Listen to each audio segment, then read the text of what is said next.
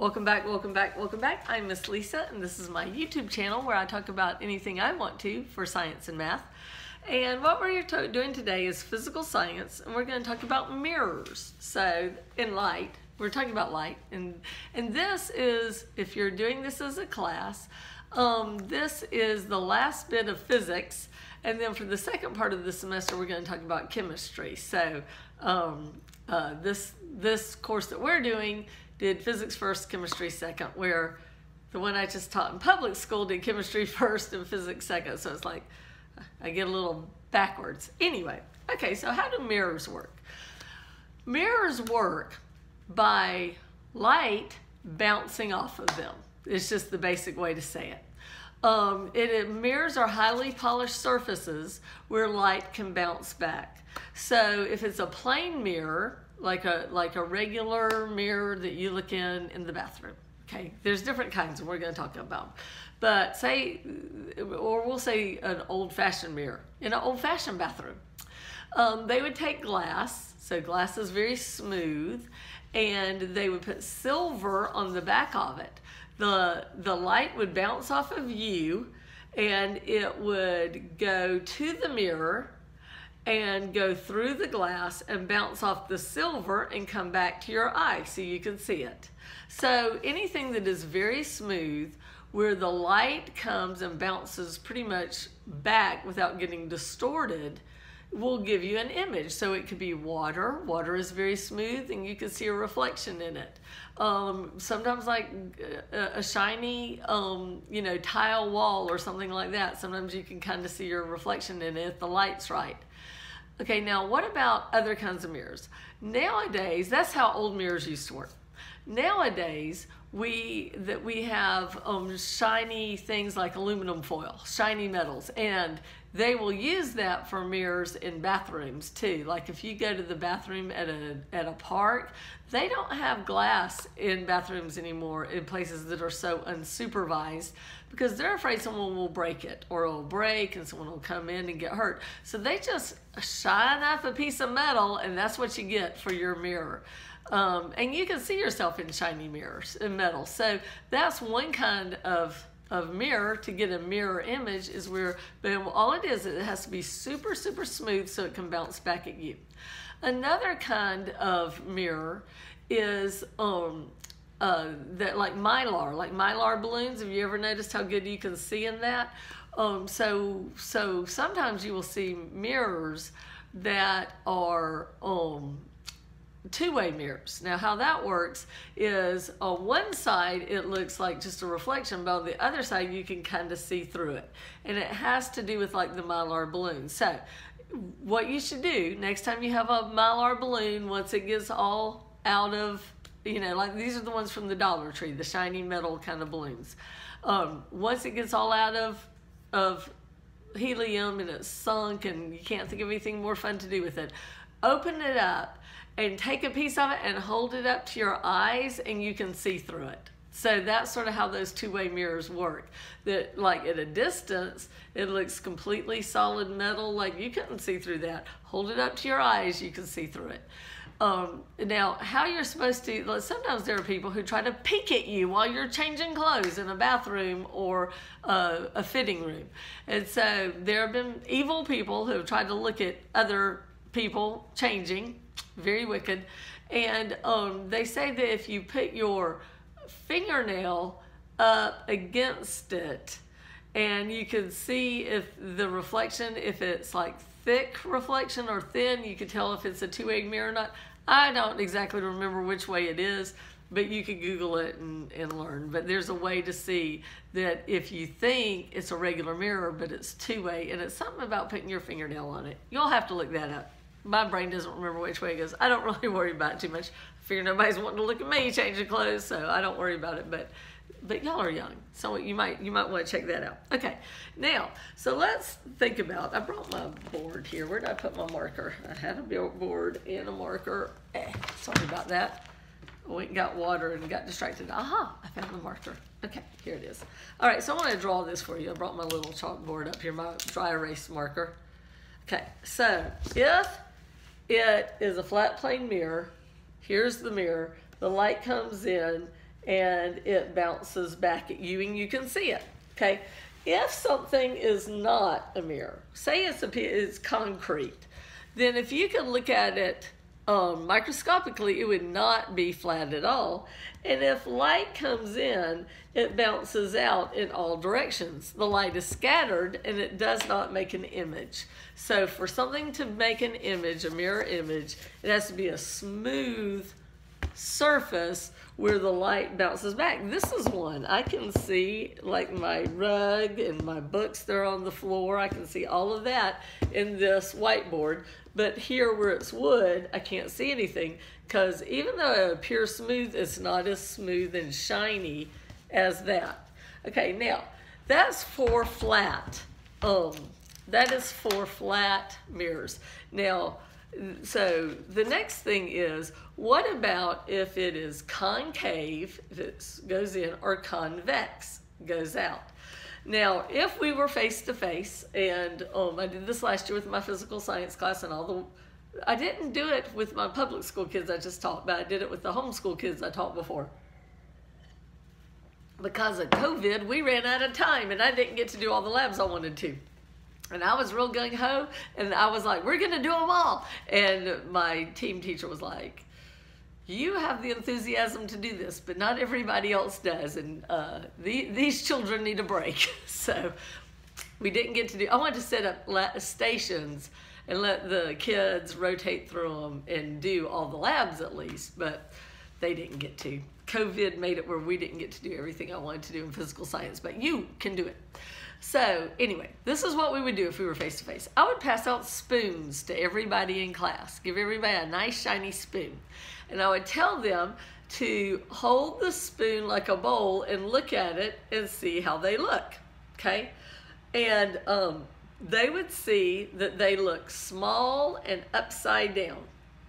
And then I would tell them to take the spoon closer and closer to their eye to almost to the point where their eyelashes are touching the spoon and tell me what they see. And they would see their eye huge, bigger than in real life, and right side up. So that's what I want you to do. After this video, go get your spoon and do it. Then I would have them turn the spoon over and look at themselves, and they would see themselves smaller and right side up. And that's how you can remember, just doing a little spoon experiment, of what happens with concave and convex mirrors. Now the concave go in, and you can remember because it makes a cave. And what it is the light is coming here, and it bounces back, and it gets focused. I lost my, there it is, my marker. I want to draw this for you. Hold on, I got to put this down because it's going to hit the floor otherwise. Okay, so I'm going to draw it right here. Okay, this is not a very good marker. We need a new marker. The light comes in and it bounces off of this curved shape, which is called a parabola, which you learned about in algebra class, and it bounces back. See how it's coming in and bouncing back? This point where all the light bounces back to is the focal point. And this is the point that if you're looking in your spoon and you're beyond the focal point, then you're going to look little and upside down because the light is bouncing off of you and it's getting flipped. And you can look at diagrams in your book and you'll understand why. Once you get past the focal point with your spoon, then the light is just going back to your eye and it's not getting flipped. When the light goes through the focal point, the image flips. So like if we had a arrow here, then it would flip and be smaller. But if you got in close enough, then you would see the eye or the arrow or whatever it is right side up. So that's how the concave mirror works. The convex mirror, the back side of the spoon, the light comes and it spreads out. So it makes it look, so it doesn't flip it. So you can take a look at that. Another thing about you can remember is convex mirrors were used for what was called silent butlers. You'll see them sometimes in antique stores. Sometimes they have eagles on them. They're rounded mirrors. Oh, you see them in hospitals, but even now. But anyway, they're rounded mirrors, and if you look at it, it's like a fisheye. You can see all around, and you can even see around a corner. If one's near a corner, it spreads everything out so much, it spreads the image so much, and is that around light that you can see around corners with it. So in hospitals, they have them up so that if you're pushing your patient and going around a corner, you can see what's going around the corner so that somebody else pushes a patient that you don't end up having a wreck, because the patients are already sick. They don't need to be in a wreck. I worked at a hospital a long time ago. I worked at 2 hospitals actually, but in one hospital I transported patients at Kennestone Hospital. I worked in the burn unit. And, you know, those people were already messed up. They were burned. They were in the hospital with burns. They didn't need me running into someone else. So I'd have to look up as I went around with the patient, I'd go get them in their rooms and go take them down to the burn unit for their treatment. And they didn't need me to, I'd get lost with them, to just be honest. That place is a huge hospital that they've just added on and added on. So it like doesn't really make sense. It's just every which way. And I would get lost, and I'd be going down the hall with my burn victim, and I'd have to stop and look at a map. And it's so embarrassing. You don't want to see your hospital worker having to check the map to see which way to go. But so I decided that wasn't the job for me. I kept getting lost, and I just didn't enjoy it. I don't like working in medicine. That's why I went into education. I did several jobs in medicine first. Physical therapy, working in a hospital lab, and education's way better for me. I'm glad there are doctors and nurses and physical therapists and lab workers, but it's just not for me. Not the job for me. All right, so real images is, if you have you can have a real or a virtual image. What's the difference? Aren't they both images? How can they be a real image? Real images can be focused on a piece of paper. So like when you're at the movies and they are shining the image on the movie screen, that's a real image because it can be projected onto a screen. There was a lab we did in physics class last year where we made a real image, where we were able to focus it on a piece of paper.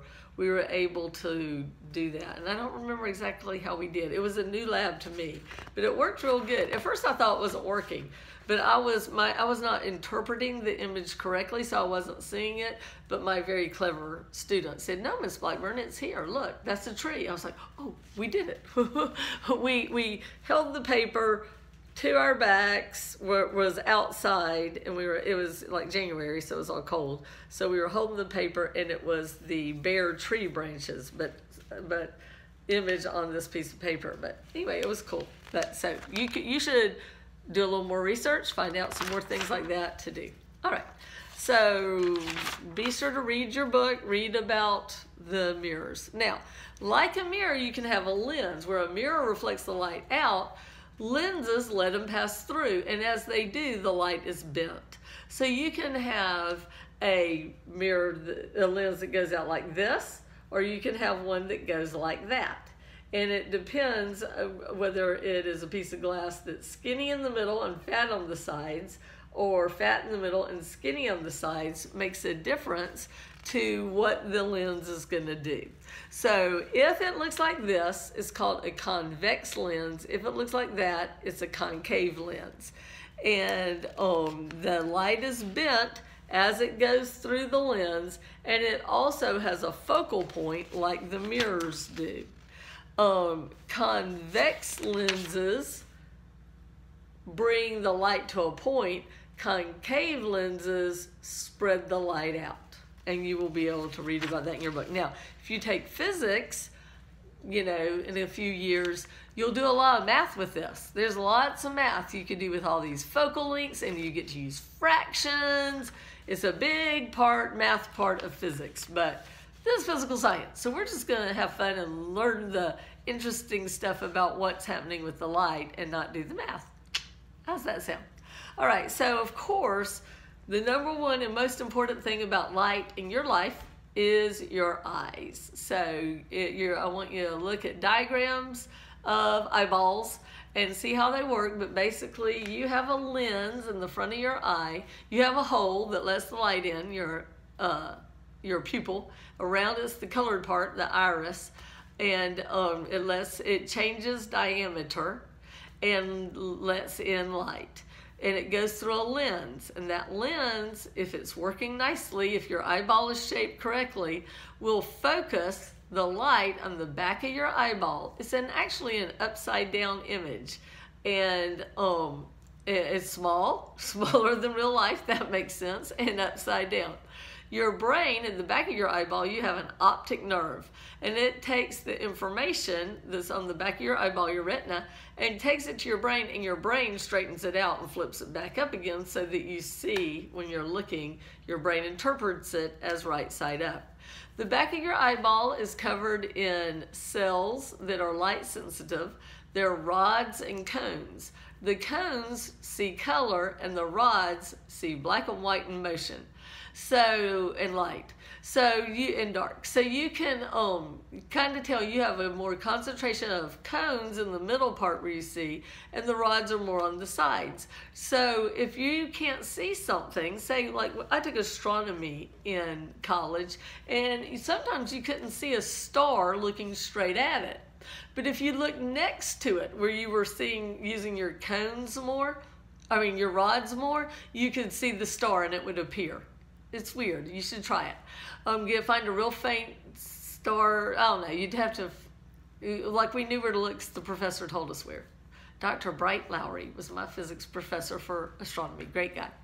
But and we all went out and saw Halley's Comet, and it was the most overblown thing. It was just a fuzzy star. I was very disappointed. Mark Twain had described it much better than what it was. But it was good when he saw it, just not when I did. Anyway, so one of the things you can do is put your hands on the sides of your vision and notice that you don't really see the colors of them so much. Bring it around and, oh, my hands look very red, kind of pink. If I go back here, the color I perceive is maybe a little bit of beige, but I really cannot tell you what the colors are. So give that a try. Everybody try bringing your hands around. Now, I want you to move your hands and notice how easy so that you can detect the movement really well, better than you can detect the color. And then as you come around, of course, you can see movement in front too, but on the sides, you can perceive your hands much better if you move them than if you leave them still. Notice that. Moving, still. Moving, still. Okay? All right. Eyeballs. Look through your book about that. Okay, vision problems. If you have vision problems, what happens is your eyeball is shaped where your lens is not focusing the light on the back of your eye. If you are nearsighted, your eyeball is too flat, like that. It means you can see things up close, but not far away. And that's what I am. I have to wear contacts. If you're farsighted, your eyeball's too tall and skinny. And both of them cause the image not to be focused on the back. So then you have to wear corrective lenses that make it where it's focused on the back. Now this is that I see up close, and I'm nearsighted. It's because I wear contacts and I'm old. I can see up close great. If I took my contacts out, I could see. But once my contacts are in, then my eyes can't focus up close anymore because I'm getting old. The older you get, your lens gets more and more layers to it, and it gets stiff where your lens isn't a piece of glass. It can move and it can focus at different depths by how it is pulled thinner or fatter by your muscles in your eye. It's how you can strain to see something. Another thing about light is more focused if it goes through something little. So if you're nearsighted and you can't see something far away, if you squint, the light is going through something more small and it'll be in focus. You can do it with your hand actually. If there's something far away that's out of focus and you make just a tiny little hole, it'll be in focus. because it puts all the light together. It's how camera focuses work. Like pinhole cameras, if it's just a tiny little bit a hole putting the light through, everything to a very big depth will be in focus. But if you have a camera where you want the thing in front to be in focus, but the stuff in back to be fuzzy, to be, you know, all artsy in your picture, then you use a much bigger hole for the light to go through, the bigger aperture, you know, like Aperture Science with, what's that game where they're trying to kill you because you're a test subject? I can't remember. Anyway, so aperture is how big it is, and if it's going to have a short depth where just what you're focused on is in focus and the stuff behind is fuzzy, it'll be a big hole. If it's a little hole, everything will be in focus, near, far, and everything in between. And that's why squinting works. You squint, you're making little holes for the light to go through, and it'll make things in focus really far back. Or you can do it by looking through a little hole. Okay. All right, I think that is it for our chapter. Telescopes and microscopes just use the lenses in different ways. Look at and cameras. Look at the diagrams of those things, and you will be able to see what it's doing. But all of these things, the lenses, the mirrors, and the telescopes, microscopes, cameras, all that, they're all using lenses to bend light, either bending it apart or focusing it together. And that can make things seem bigger or smaller than they are. They can make faraway things seem close, like telescopes or microscopes where you're looking at something tiny, but the lenses make it big, make it where you can see it, where it looks big. All right, so like, share, subscribe, and I'll see you next time. And science is great.